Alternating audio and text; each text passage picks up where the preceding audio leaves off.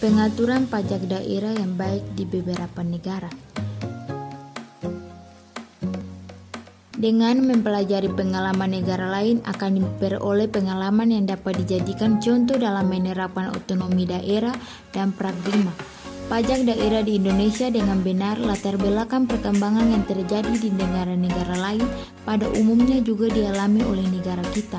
Oleh karena itu sangat relevan apabila kita mempelajari tindakan-tindakan kebijakan apa yang diambil oleh negara tersebut sehingga dapat mengarahkan dampak perkembangan tersebut menjadi positif. Berikut ini adalah penjelasan mengenai sistem perpajakan daerah di beberapa negara. Yang pertama, Republik Ceko. Republik Ceko terletak di benua Eropa yaitu Eropa Tengah atau sebelah selatan negara Jerman dengan ibu kota Prague. Republik Ceko merupakan negara yang bisa digolongkan sebagai negara berkembang di benua Eropa. Sistem pemerintahan. Republik Ceko memperoleh kemerdekaannya pada 1 Januari 1993. Bentuk negara ini adalah kesatuan bentuk pemerintah republik dan menganut sistem pemerintahan demokrasi parlementer dengan kepala negara seorang presiden. Sistem pembagian kekuasaan pemerintah dibagi menjadi pemerintah pusat, state, dan lokal. Yang kedua, sistem keuangan daerah. Undang-undang pemerintah kota memberikan keleluasan dalam penyusunan anggaran dan pengaturan kegiatan ekonomi di wilayah pemerintah kota. Di Republik Ceko pajak dikenakan oleh pemerintah pusat. Penerimaan dari pajak memberikan sumbangan besar bagi anggaran pemerintah pusat dan daerah. Pemungutan pajak pendapatan merupakan sumber utama pendapatan anggaran pemerintah kota. Menurut peraturan yang baru, bagian pemerintah kota dari pajak pendapatan adalah 30%, sementara negara menerima 40%. Yang ketiga, sistem pungutan dan pelayanan masyarakat. Sistem pemungutan pajak yang berlaku di negara Ceko dipungut di pusat ataupun di daerah. Tetapi otonomi daerah tidak menerapkan otonomi daerah secara murni. Artinya, baik pusat ataupun daerah melakukan pemungutan pajak sendiri-sendiri. Jenis-jenis pelayanan wajib ditetapkan di dalam Undang-Undang Pemerintahan Kota dan dibiayai atas dasar prinsip kebutuhan publik dan pelayanan teknis yang dibiayai melalui retribusi. Pelayanan teknis meliputi pengolahan limbah, sanitasi, transportasi, dan perawatan taman. Materi selanjutnya yaitu yang pertama, sistem pemerintahan. Saat ini Hungaria dibagi menjadi 3 daerah pemerintahan, yaitu ibu kota, capital city, 19 kabupaten, konties, dan 20 kota urban konties. Ibu kota Hungaria yang merupakan pusat pemerintahan sekaligus pusat perdagangan adalah Budapest. Proses reformasi sistem pemerintahan daerah di Hungaria sudah berlangsung sejak 1990-an dan berlangsung dalam 2 tahap. Yang pertama dimulai sejak penetapan Undang-Undang Nomor 65 Tahun 1990 tentang pemerintahan daerah yang berbentuk basis legal, proses demokratisasi dan reformasi sistem politik. Yang kedua yaitu sistem keuangan daerah. Pemerintah daerah memiliki aset sendiri dan secara independen mengelola APBD. Anggaran pemerintah daerah merupakan subordinat anggaran pemerintah pusat dalam arti bahwa negara mengatur aspek legal dan kebutuhan pengguna dana negara. Sumber pendapatan pemerintah daerah terdiri atas 4 elemen, yakni PAD, pendapatan bagi hasil hibah normatif dari pemerintah pusat, dan pembiayaan investasi kapital. PAD biasanya bersumber dari pajak daerah yang ditentukan dan dikenakan oleh pemerintah daerah sesuai dengan peraturan yang berlaku. Yang ketiga, sistem pungutan dan pelayanan masyarakat. Berdasarkan pemungutannya, negara Hungaria dibagi menjadi 2 wilayah pungutan, yaitu pusat dan lokal.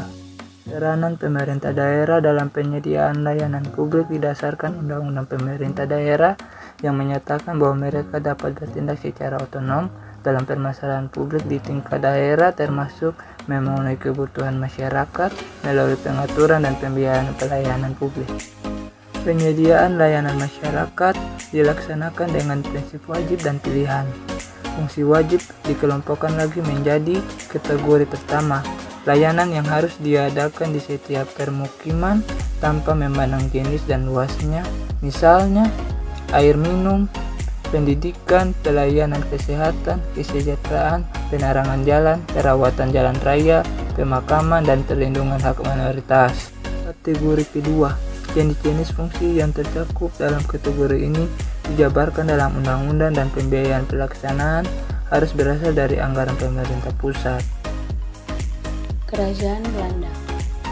Kerajaan Belanda terbentuk pada tahun 1815. Pada tahun 1830, Belgia memisahkan diri dan terbentuk secara terpisah dari kerajaan ini. Selanjutnya, sistem pemerintahan Kerajaan Belanda. Belanda adalah negara monarki konstitusional dengan sistem parlementer.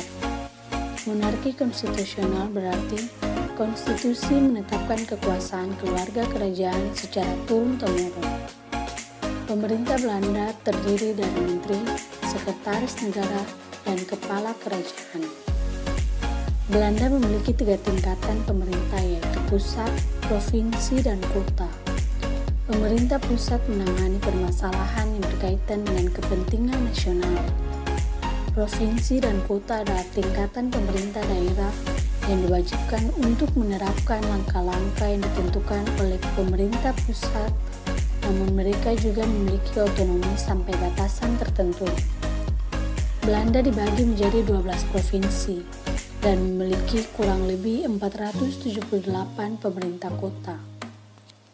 Pemerintah provinsi dan kota memiliki 2 sumber pembiayaan, yaitu pajak dan retribusi daerah, dan dana dari pemerintah pusat. Selanjutnya, sistem perpajakan. Berdasarkan dari pemungutannya, negara Belanda dibagi menjadi 5 wilayah pungutan, yaitu pusat, status kawasan industri, provinsi, kota praja, dan otoritas pengendalian air. Tiap-tiap daerah pungutan terdapat pungutan pajak, penghasilan, dan kekayaan, kecuali daerah status kawasan industri. Pajak ini dibayarkan oleh perorangan. Berikut ini presentasi penerimaan pajak tiap daerah terhadap total penerimaan pajak. Tarif pungutan pajak pada tahun 2002 pada Kerajaan Belanda. Pajak penghasilan dikenakan 3 jenis tarif pajak, yaitu 1.